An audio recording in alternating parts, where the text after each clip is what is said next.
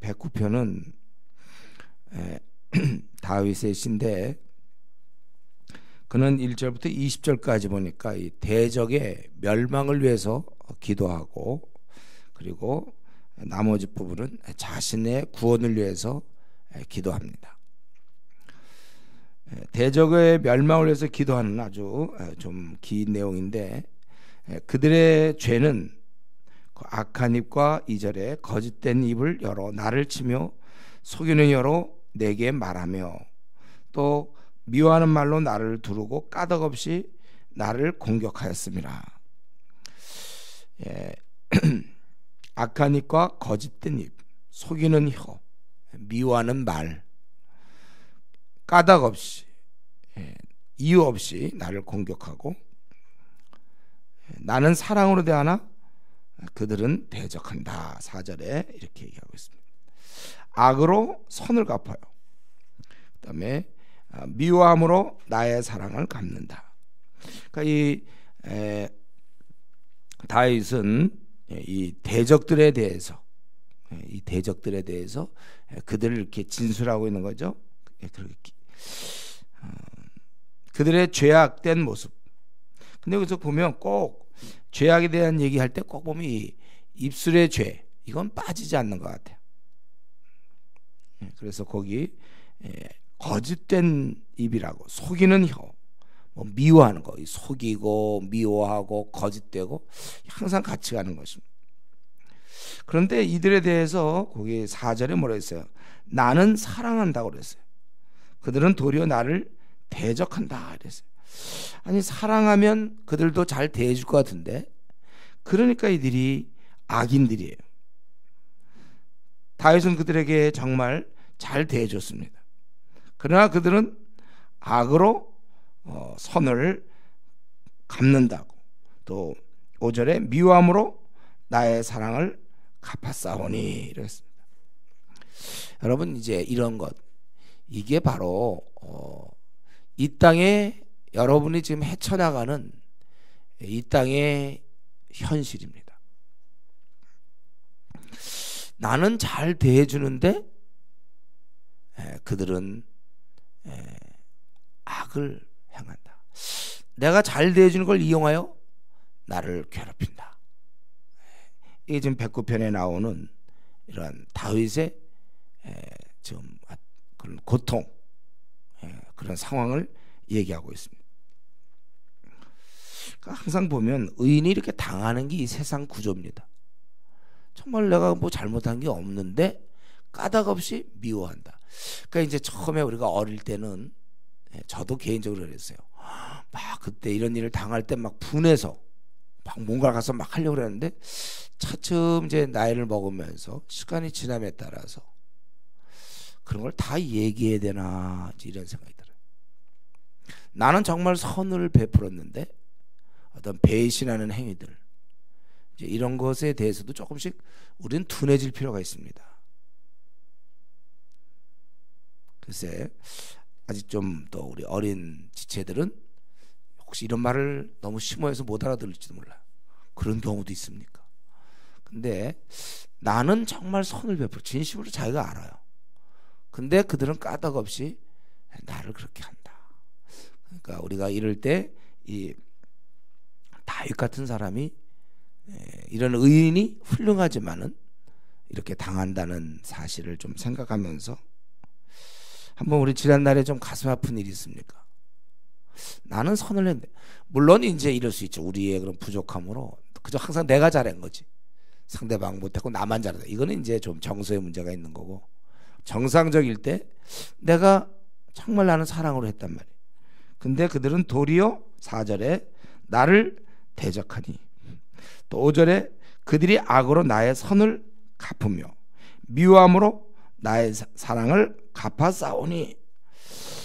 저도 만약에 이걸 한번, 목사님 누굽니까 얘기 한번 해보자면 줄줄줄줄줄 나올 것 같아요. 제 생각에 제가 많이 제 상처보다 이런 아픔을 많이 갖고 있어요. 그러나 이제 그래봤자 앞으로 좀 이 땅에서 좀 더 살다가 주님 만나면 다 될 거고, 여러분도 그런 경험이 있는데 그것 때문에 너무 속상해하고, 아니 그럴 수가 있나, 그럴 수 있다고요. 그래도 아니 어쩌면 그러냐 막 잠을 못 자고. 그 이제 뭐냐면 성경을 모른다. 그러니까 성경 모르는 사람은 잠을 못 자게 돼 있어요. 여러분들이 이렇게 성경 연구하는 게 다 잠잘 자라고 하는 거예요. 이런 걸 모르니까 그럴 수 있나 막 잠을 못 자. 잠을 잘 자세요. 그러는 거 이 악한 땅에서는 까닭 없이 나를 미워하는 거예요. 뭐 더 그걸 까닭을 자꾸 밝히려니까 그게 잠을 못 자는 거죠. 이 땅에는 그런 일 당하는 건 한 뭐 100명 미만이겠지. 자자 빨리 자야죠. 그런데 이제 여기서 다윗은 어땠습니까? 6절부터 15절까지 쭉 보니까 그들의 처벌을 탄원하는 거예요. 악인이 그를 다스리게 하시며 6절에 사탄이 그의 오른쪽에 서게 하소서.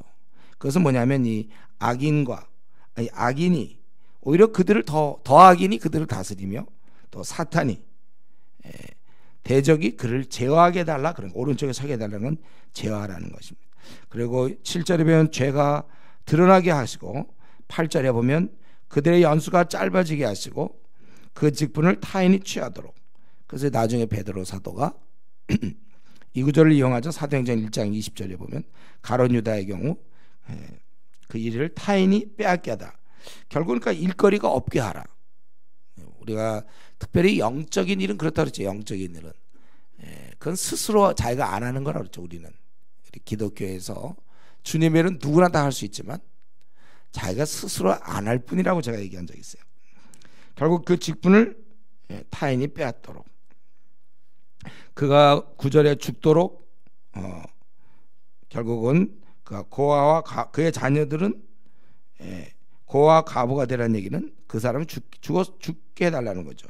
그리고 그 자녀들은 가난하게 그래서 구걸하도록 살게 하고 11절에 보면 그의 소유는 다 빼앗기고 낯선 사람이 그들의 수고를 탈취하게 하시고 또 그런데 그런 어려운 가운데 있지만 사람들로부터 은혜를 받지 못하게 하고 12절에 13절에 자손은 끊어지게 하며 14절에 그들의 죄가 하나님 앞에 용서함 받지 못하게 그대로 기억되고 그들이 끊기게 해달라고 그렇게 처벌을 탄원하고 있는 것입니다. 우리가 여기서 알아야 될 것은 이 의인을 화나게 하면 안 되는 거예요. 사실 물론 여기서는 이제 하나님의 대리자로서 악인을 박멸하고자 하는 그러한 의도가 있어요. 그러나 여러분들이 살 때 여러분 배신하지 마세요. 여러분이 자기에게 선을 베푼 자에게 악으로 갚지 마세요. 왜냐하면 그 사람이 기도할 수 있거든요. 우리 의인은 당하지만 사실 이 세상 사람들이 우리가 누구지 몰라서 그래요. 우리에는 하늘 아버지가 계시거든. 그러면 우리가 고발한다니까요. 그럼 죽는 거예요, 그 사람은요. 의인을 화나게 하지 마세요. 여러분들이 사람을 마음을 너무 아프게 하지 마세요. 배신해가지고 그 사람이 그럼 하나님께 기도하면 어떡하려고 그래요. 지금 다윗은 이런 문제를 하나님께 이렇게 아뢰는 겁니다. 그의 자녀들이 자녀는 고아가 되고 그의 아내는 과부가 되게 해달라. 얼마나 무서운 내용이에요. 왜 그러냐면 그들이 거기 16절에 보니까 16절에 20절에 다시 한번 그들의 죄가 좀 나오죠. 그들은 정말 그가 인자를 베풀 일 생각하지도 않아요. 아예 머릿속에 노브레인 그 머릿속에 개념이 없다니까요. 자기가 이렇게 사랑을 베풀어야 된다는 걸 생각해 본 적이 없어요. 그렇게 부자인데 친척에게 등록금 대줄 본 적이 없다니까. 옷을 사줘본 적도 없고 누구를 대접한 적도 없고. 왜냐하면 그런 일이 애당초 그의 머릿속에는 없으니까. 베풀지 아니하고 가난하고 궁핍한 자와 마음이 상한 자를 오히려 핍박하여 죽이려 하는 자들이기 때문이라 그런 거예요. 자기가 왜 이렇게 강하게 기도합니까? 이렇게 다른 사람을 막 핍박하다 못해 죽이려 하기 때문에. 그들은 저주를 좋아하는 자예요. 축복을 싫어하고. 그 또 18절에 보면 저주하기를 옷 입듯 하더니 늘 항상 저주한다는 거예요. 저주가 그 사람의 일부가 되라는 것입니다. 그래서 19절에 저주가 항상 그에게 늘 붙어 다니도록. 그가 남을 위해서 남에게 그렇게 한 저주가 본인에게 항상 쌓여 있도록 그렇게 얘기하는 것입니다. 이것이 바로 20절의 보응이라고 얘기했습니다. 결국 이들이 저주받는 이유는 그가 늘 남을 저주하기 때문에 자기에게 돌아오는 것입니다. 여러분, 우리가 기억하세요. 악인들은 이웃을 저주하게 되어 있습니다. 원망과 불평을 하게 되어 있는 게 악인이에요. 그런 사람이 친구를 만나면 친구들은 항상 불평을 들어야 되고, 그 사람이 결혼하면 그 배우자는 항상 어려움을 당해야 되는 겁니다. 그런 사람이 교인이 되면 그 목사는 항상 힘든 것이고, 그런 사람이 목사가 되면 성도는 항상 힘들게 되는 거예요. 그 사람은 가는 곳마다 불평과 원망과 까다롭게 굴면서 사람을 힘들게 하는 거예요. 그게 바로 까칠한 사람들의 모습입니다. 이런 면에서 나는 반대로 살아야 되겠죠. 내 입술에서는 항상 은혜로운 말이 나와야 되고, 내 입에서는 항상 축복과 칭찬과 이런 게 내 입에서 많이 나와야 됩니다. 이 16절부터 20절까지 이 악인들의 모습이 그렇게 저주를 한단 말이에요. 항상 탓하고. 여러분 떠올려 보세요. 주위에 그런 사람이 있는가? 가족 중에, 우리 성도 중에도 그런 사람이 있습니까? 항상 뭐 불평을 얘기하는 사람이 있어요. 가는 곳곳마다 사람과 어울리지 못하는 사람이 있습니까? 그 사람을 위해서 우리 기도해 줘야 돼요. 고쳐야 되는 겁니다. 그게 자신이라면 정말 눈물을 흘려야지. 어째서 내가 지금 20년 30년 신앙생활 40년 하면서 이런 신앙을 내가 갖게 되었는가. 지금쯤은 내가 내 입에서 축복과 칭찬과 격려의 말이 항상 쏟아져 나와야 됨에도 불구하고 뭐 그렇게 불평이 많고 뭐 그렇게 다른 사람에 대해서 원망이 많은가. 나의 심각한 병이에요. 이게 내 병, 이게 그 사람이 잘못된 게 아니에요. 한두 명 그럴 수 있어요. 그러나 그런 사람이 여러 명일 경우에는 자기를 들여다봐야 됩니다. 자기가 병들었기 때문에. 지금 이 악인은 그냥 하는 거예요. 이게 늘 옷 입듯 하더라. 18절에 그들은 저주하기를 옷 입듯 하더니 저주가 물같이 그의 몸속으로 들어가면 아예 습관이 돼버린 거예요. 기름같이 그의 뼛속으로 들어갔나이다. 그러니 이런 사람을 만나는 사람들이 어찌 저주를 듣지 않겠습니까? 꼬투리를 어떻게 그 사람이 가만히 놔두겠습니까? 꼬투리 잡아서 그저 얘기하고. 이런 사람을 아내로 맞이하면 남편이 죽는 거고, 이런 사람이 또 남편이 되면 아내가 죽고 서로 죽는 거예요. 이런 사람이 부모가 되면 자녀가 죽는 거고, 이런 사람이 자녀일 경우 부모가 죽는 거고, 항상 이치가 그렇습니다. 이런 사람이 회사 들어가면 다 사람들이, 부하 직원들이 사표 쓸 수밖에 없는 거예요. 항상 이러니까 항상 욕하고 저주하고 비방하고 원망하고 불평하는데 어떻게 견뎌낼 수 있느냐 이거예요. 이런 면에서 우리들은 정말 의인으로 이것을 조심해야 될 것입니다. 이제 21절부터 마지막 31절까지는 다윗은 자신의 구원을 위해서 기도하죠. 주님의 이름으로 말미암아 그분의 그 존귀하심과 그런 걸로 나를 선대하소서. 주의 인자하심이 선하시오니 나를 건지소서. 자신의 지금 상황은 뭡니까? 22절에 가난하고 궁핍하며 이 중심이, 이 마음이 다 상했다는 거예요. 석양 그림자같이 되었고 메뚜기같이 불려가며 흔들리는 거죠. 무릎이 약하고 육체가 수척해요. 금식해. 너무나 상황이 힘드니까 수척하고. 또 그들이 나를 비방하며 그들은 머리를 흔듭니다. 참 이렇게 조롱한다는 거예요. 그렇기 때문에 그는 여호와여 나를 도우시어서 인자하심을 쫓아 나를 구원하소서. 주께서 이렇게 하신 줄을 그들이 좀 알게 해 주십시오. 28절에 주는 복을 주십시오. 그들은 수치를 당하고 그러나 주의 종은 즐거워하겠습니다. 나의 대적은 욕과 수치를 당하게 하소서. 그리고 30절 31절 이제 이런 점이 우리가 다윗에게 배울 점이라고 그랬죠. 다윗은 이런 것을 기도하면서 확신을 갖고 있어요. 이거 참 특이한 신앙인데 이 단계가 우리가 언제쯤 될지. 모태 신앙들을 뭐 이렇게 해서 되는 게 아니에요. 이거는 신앙 교회만 이렇게 늘 뭐 주일날 11시 예배 드린다고 되는 게 아닙니다. 그렇게 10년 다녀도 되는 게 아니에요. 저절로 되는 게 아니에요. 10년 다닌다고 20년 다닌다고 되는 게 아니고 하나님의 은혜로 빨리 이런 단계에 우리가 들어가야 되는 겁니다. 30절 내가 입으로 여호와께 크게 감사하며 많은 사람 중에 찬송하리니 그가 궁핍한 자의 오른쪽에 서사 그의 영혼을 심판하려 하는 자들에게서 구원하실 것임이라. 예. 지금 우리가 이 시편 109편을 통해서 배워야 될 거는 그는 원수의 멸망만을 위해서 기도하지 않아요.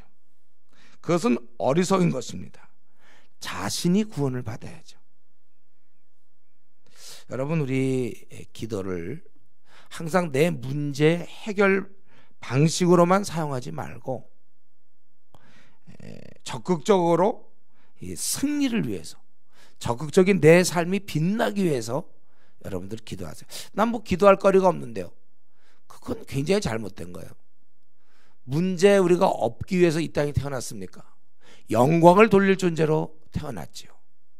그렇기 때문에 우리는 기도할 때 자꾸 내 문제만 해결하는데 너무 시간을 보내주고, 그래도 해봤자 그건 본전이잖아요. 그거 말고 내 생이 빛날 수 있도록, 한 번뿐인 내 생 지금 이렇게 사는 건 맞습니까? 자주자주 하나님께 물어보며 한번 내 생을 어떻게 드려야 될지 기도하고, 우리 다음을 위해서 기도해야 돼. 여기서도 그 원수로부터 이 멸망당하지 않도록만 기도하는 게 아니라 승리를 위해서, 구원을 위해서 그렇게 기도하고, 그리고 방금 얘기한 대로 30절 31절에 이 단계에 우리가 과연 우리 교회에서 몇 사람이나 이런 단계에 돌입했는지 모르겠어요. 지금 자기는 굉장히 어렵다고 그랬어요. 그들은 막 사람을 죽이려고 그러고, 그리고 나는 기껏 선을 베풀었는데, 내가 나도 좀 못되고 그러는데 그 사람도 못되게 하는 건 좋아요. 나는 기껏 선을 베풀었는데 그로부터 이렇게 공격을 받고, 나는 사랑하나 그들은 나를 대적하고, 그들이 악으로 나의 선을 갚고. 여러분, 이 배신을 여러분 다 해본 적이 있습니까? 그런 아픔 속에서 또 원수들이 이렇게 행하는 모습을 보면서, 그러나 그는 이제 이렇게 기도하는 중에라도 자기는 지금 굉장히 어려운 가운데 자기는 좀 수척하고, 자기 22절에 자기는 중심이 다 상해버리고 메뚜기같이 불려갈 수밖에 없는 그러한 존재임에도 불구하고 기도 끝부분에 가서는 우리 하나님께서 자기를 구원해 줄 것을, 거기 31절에 자기를 심판하려는 그런 자들에게서 구원하실 것임을 확신하고 있는 거예요. 그리고 찬양하기를 원하고 있다는 것입니다. 여러분, 다윗은 하나님께서 자기를 도우실 것을 기도했지만 확신하고 있다는 거, 이 부분이죠. 이게 우리가 기도에서 어떤 정말 어느 아주 이제 경제에 이르렀다고 볼 수 있는 거죠. 아주 기도의 프로가 된 거야. 이 정도면, 이 정도는 돼야 돼, 우리 신앙생활에서. 이럴 만큼 하나님과 깊은 관계에 들어갔다는 거죠. 그러니까 이 30절 31절을 여러분이 보는 순간 뭘 봐야 됩니까? 다윗은 프로구나, 프로다, 고단자다, 고단, 아주 고단수다, 이걸 알아야 돼요. 이런 가운데 간구하면서 이렇게 하나님으로부터 확신을 갖고 있는 거예요. 이거는 둘 사람 사이가 굉장히 깊다. 하나님과 다윗 사이는 아주 깊은 관계다. 오늘날 한국 교회에 미지근한 성도가 많다고 그랬죠. 그 다 자기 손해죠.